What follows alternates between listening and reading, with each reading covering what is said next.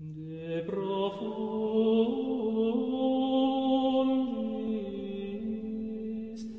lavavi ad te domine.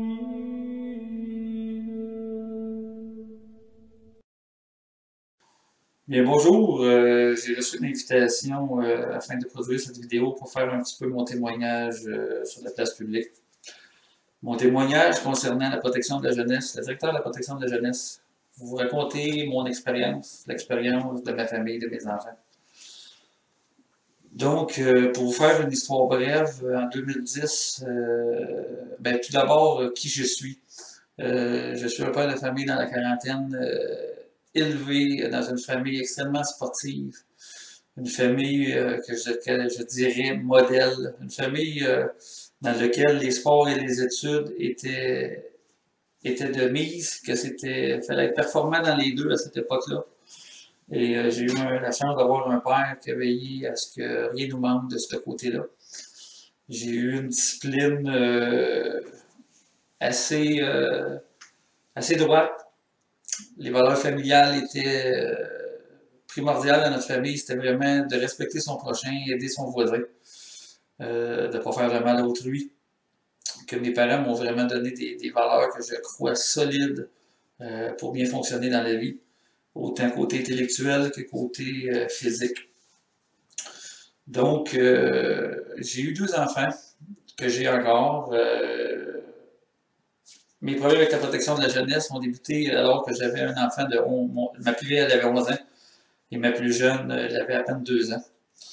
J'étais en modalité de procès, j'étais à quelques semaines d'un procès pour demander la garde pleine de mon enfant, ma plus vieille, étant donné qu'elle avait doublé son année scolaire 2 ans auparavant. Et vu les procédures, moi j'avais un jugement qui me donnait des droits d'accès de fin de semaine sur 2 depuis plusieurs années, mais par contre, le jugement n'a jamais été respecté. La mère m'accordait toutes les fins de semaine, y compris quelques semaines l'été et quelques semaines l'hiver, pour que je puisse passer du temps plus avec mon enfant. Et concernant ma deuxième enfant qui avait 2 ans, j'étais dans mon deuxième divorce malheureusement. Et sans rentrer dans les détails, parce que je ne veux pas diffamer ou donner que ma version, les mères ne sont pas là pour dire, pour affirmer ou désinfirmer, comme on dit. Là. Donc, je n'embarquerai pas dans ces détails-là, mais advienne que ce qui est arrivé, c'est que on a passé une expertise psychosociale pour la garde de ma plus petite. Et cette expertise-là suggérait que j'aille mon enfant 3 fins de semaine sur 4, étant donné le niveau comment je me mettais au niveau de mon enfant, comment j'étais un père présent en tant que présence humaine, autant ce que je pouvais mettre au niveau de l'enfant selon ses besoins. Et aussi, pour la garde de ma plus vieille, un juge j'avais accepté, étant donné que j'étais en procédure de divorce, pas de divorce, excusez, mais pour avoir sa garde pleine, j'avais accepté de donner des fins de semaine à mon ex-femme pour qu'elle puisse avoir du temps de sortir avec notre enfant, mais aussi pour que je puisse avoir en échange des droits d'accès du mercredi au jeudi pour voir à ses études, étant donné qu'elle avait doublé son année scolaire avant. Je voulais vraiment être là, être présent pour l'aider, l'encourager dans ses travaux scolaires. Et le résultat a été que ses notes scolaires dans une matière ont même passé de 25% jusqu'à 85, 90 et 95%. Donc, les côtés parentaux, mes capacités parentales étaient autant approuvées par les notes scolaires de ma fille, le fait qu'elle n'avait aucun retard quand c'est moi qui allais la reconduire à l'école, quand elle était selon mon temps de garde, et versus le rapport d'expertise psychosociale d'un travail social de Laval qui suggérait que j'avais mon enfant de 2 ans, 3 fins de semaine sur 4, que tout était en ma faveur.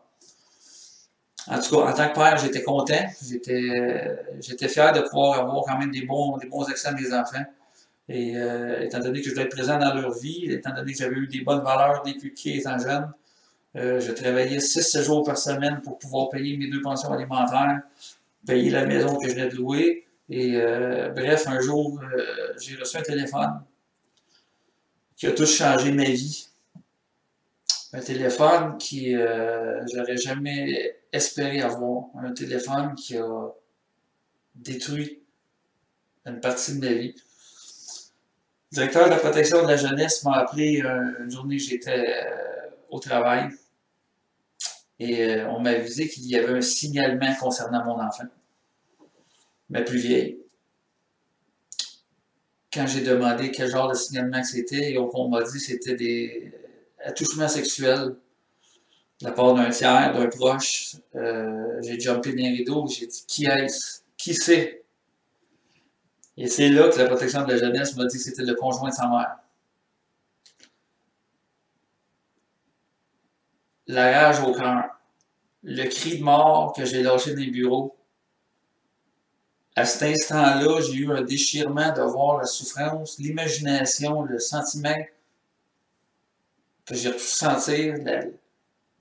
Incroyable, c'est incroyable ce que j'ai ressenti dans moi concernant mon enfant, la souffrance qu'elle aurait pu avoir, la crainte.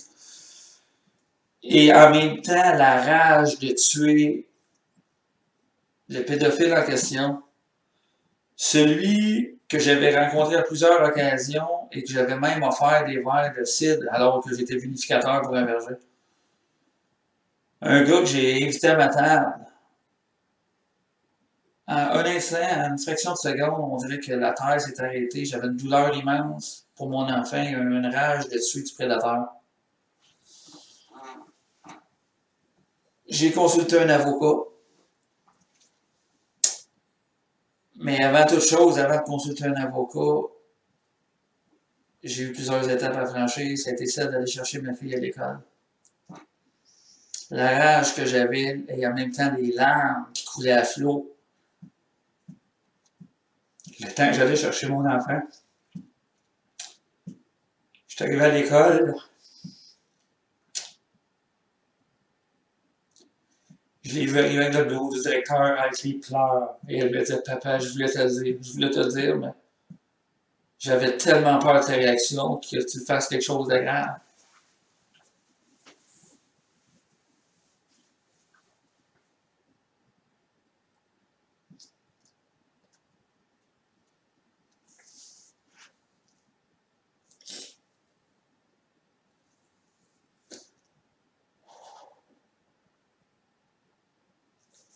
L'impuissance.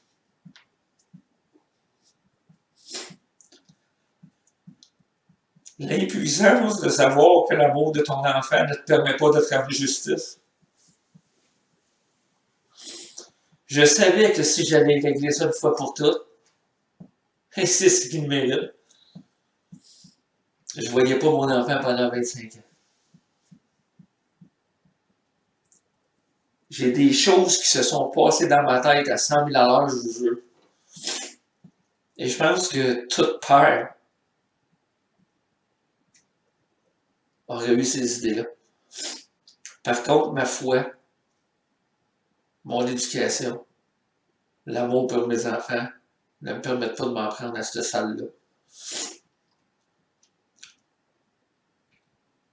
Ça fait que j'ai fait ce que la protection de la jeunesse m'a demandé, c'est que j'ai pris mon enfant, je l'ai amené à leur bureau à Deux-Montagnes. Et les policiers enquêteurs étaient là pour prendre son témoignage vidéo. Et selon toute la preuve établie, il était clair qu'il devait y avoir des accusations criminelles. Par contre, j'avais avisé la protection de la jeunesse des aveux de la grand-mère quand que je l'ai appelé pour lui dire que je cherchais sa fille étant donné que son gendre avait touché à ma fille. Et elle m'a clairement dit au téléphone, c'est pas vrai cette histoire-là, je vais y aller au DPJ. Il n'y en aura pas de poursuite au criminel, puis c'est pas vrai, je vais régler ça. Mais cette dame n'est pas une dame qui a gagné sa vie toujours honnêtement et fréquente un milieu pas mal louche. Je rentrerai pas dans les détails. Mais disons que elle pouvait avoir la langue et le bras là. Ça fait que les enquêteurs m'ont dit qu'il y aurait une audition pour le pédophile le 23 décembre 2010. Il me semble que c'est ça, le 23 décembre, dans ces coins-là, en tout cas. Mais avant l'audition, ce qui est arrivé, c'est que la protection de la jeunesse, la journée même, je suis parti avec mon enfant. Moi, j'ai dit qu'il était clair que ma fille n'allait pas chez la mère tant que la maison n'était pas sécurisée, que le fil n'était pas sorti complètement de la maison. Et aussi, je devais parler à mon enfant. Le temps que la mère se remette aussi de ses émotions, étant donné qu'elle vivait avec. Donc, c'était dans la meilleure situation. Dans le moment présent, je crois que la situation était le mieux, c'est qu'elle soit chez moi en sécurité, le temps que la mère se remette de son côté et qu'elle prenne les mesures nécessaires pour sécuriser notre enfant. Et dans le courant de la semaine, j'avais le droit d'appeler ma toute petite de 2 ans pour discuter un petit peu au téléphone. Donc, j'en ai profité, j'en ai parlé à la mère, disant ce que ma fille venait de vivre. Et étant donné qu'elle n'était pas en faveur que j'obtienne la garde de mon enfant 3 fins de semaine sur 4, qu'elle souhaitait seulement que j'aille une fin de semaine sur 2, elle souhaitait contredire l'expertise psychosociale. Bref, elle a appelé la mère de ma deuxième fille et ils ont convenu ensemble d'inventer une histoire. Et l'histoire était que supposément que mon enfant de 2 ans a dit moi, je vais faire de dossier avec papa et Becca. Donc, à partir de ce moment-là, on m'a accusé, selon les dires d'un enfant de 2 ans, de menace de mort et de suicide envers faire un petit peu comme Turcotte, mais le cas de Turcotte n'était pas encore arrivé. Donc, ils ont inventé que je devais prendre homicider mes enfants puis me suicider tout simplement. Or, c'est ça, moi, ils m'ont appelé pour me dire ça dans le courant de la semaine, c'était le 8 octobre 2010, 2 jours avant la fête de mon enfant. Et bref, tout est organisé que mon enfant ait une fête avec sa sœur. Et à partir de ce moment-là, j'ai plus jamais revu ma fille durant 3 ans, à l'exception d'une présence à la cour. J'ai été un père présent. Quand j'avais mes droits d'accès, je les exerçais au maximum que je pouvais. Je travaillais pour subvenir aux besoins le plus possible. J'avais inscrit ma fille au fil des années à la danse chorégraphique. Je l'avais inscrit à des soccer, karaté. Je lui donnais toute l'opportunité qu'elle avait, tous les choix qu'elle voulait essayer en sport ou en activité, je voulais lui offrir, l'aider côté académique. Mais là, non seulement ma fille venait d'être abusée, mais là en plus, on a dû faire à croire que son père est un dangereux. Donc, j'ai communiqué avec une avocate à l'époque. Cette avocate-là ne s'était pas présentée en aucun temps en chambre de jeunesse. J'ai communiqué avec un avocat. Il a fait la même chose, il s'est pas présenté. Les audiences passaient, puis plus qu'ils passaient, plus qu'on mentait à mon sujet, me disant un malade mental, et jusqu'à me faire passer une évaluation psychologique, et que le psychologue en question m'a mis une maladie psychiatrique. Et oui, sans aucune formation médicale en psychiatrie. Ce clown, que j'appelle ça un clown, a inventé une maladie psychiatrique délirante, persécutoire, grandiose. Parce que, lors de l'entrevue, parce que j'ai toute l'entrevue d'enregistrer ainsi que les tests que j'ai passés en ma possession, je lui ai expliqué que c'était un coup monté des mers et je le savais réellement ce qui s'était passé, étant donné que le travailleur social m'avait avoué que c'était la mère qui l'avait appelé pour faire un signalement me concernant. Et bref, en me mettant de maladie psychologique comme ça, ben c'est clair qu'ils en ont profité pour dire à ma fille que ben, ton père est malade, il a besoin de soins. Donc, pendant 3 ans, ma fille m'a cru malade, m'a cru délirant, m'a cru monstrueux. Alors que dans le jugement, la protection de la jeunesse, le juge a permis au pédophile de retourner vivre sous le toit de mon enfant. Ce qu'il a fait allègrement.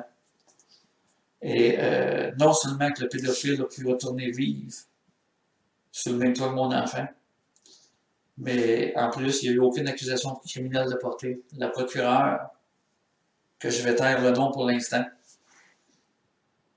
je l'ai rencontrée et elle m'a dit que ça serait difficile de lui faire avouer. Mais étant donné que je suis quelqu'un qui se représente seul à la cour, j'ai accès à tous les documents maintenant. Parce que suite à ce que j'ai été baisé par plusieurs avocats, j'ai décidé un jour d'apprendre le droit. Le droit pour mes enfants. J'ai appris à me surpasser. Et